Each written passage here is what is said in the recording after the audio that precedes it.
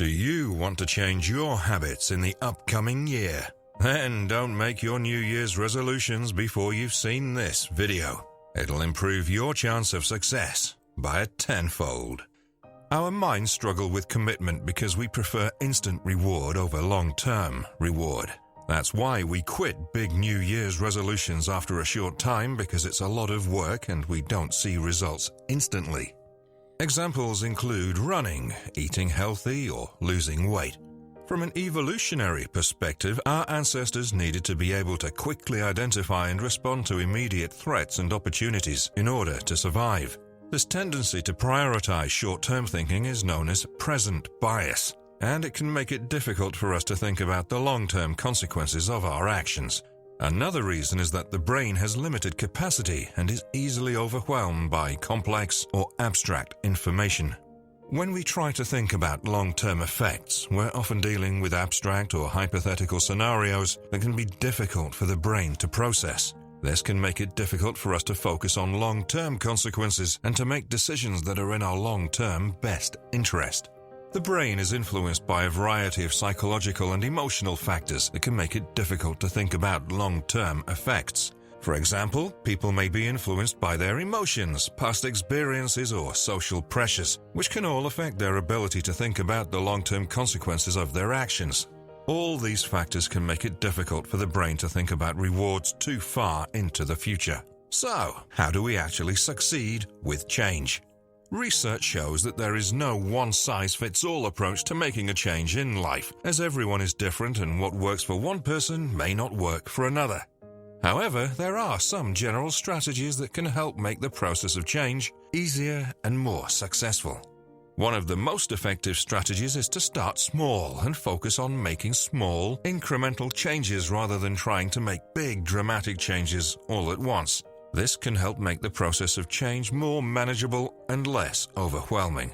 And it can also make it easier to maintain the changes over the long term. In his book, Atomic Habits, James Clear uses the example of how a ship sailing from New York to San Francisco will end up hundreds of miles away from its destination if the course is changed only 1 degree from the start. The idea is that a small change could have a huge effect over time. Converted to real life, it could be something like eating 100 less calories to lose weight, or to read 15 minutes per day to learn new skills. The book is really good. We left you a link in the description if you want to check it out.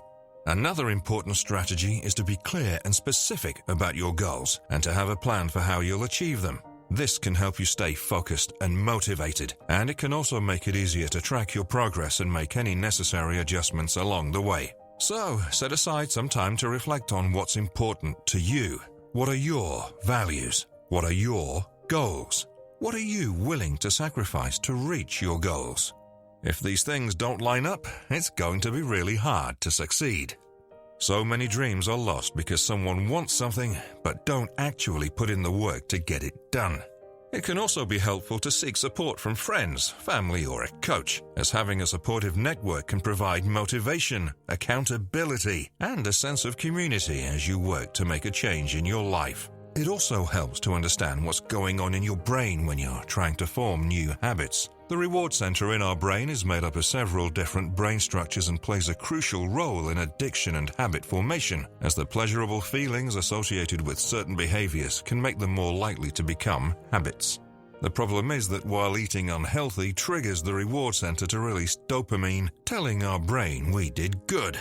A lot of good habits, like running, don't give the same reward, at least not until you repeated it for a lot longer than you probably think. One of the most common reasons people fail when it comes to making change is underestimating how long it takes to form a new habit. The misunderstanding seems to have roots in the works of Dr. Maxwell Maltz back in the 1960s. To be fair to Dr. Maltz, he said it takes at least 21 days to form a habit. But then, as he quoted, the "at least" got lost, and the myth that it takes 21 days to form a habit was formed. There is actually no definitive answer, as it's very dependent on the individual and the specific habit. One study by Philippa Lally, published in the European Journal of Social Psychology, found that it takes anywhere from 18 to 254 days to form a new habit. On average, it took 66 days for a new behavior to become automatic for a group of participants. In the book, The Power of Habit, author Charles Duhigg explains how habits are formed through a process known as the habit loop. The three parts of the habit loop is a cue, a routine, and a reward. The cue is a trigger that tells your brain to go into automatic mode and perform a certain behavior. The routine is the behavior itself, and the reward is the result of the behavior, which helps to reinforce the habit. That's our tips for changing your habits in the new year.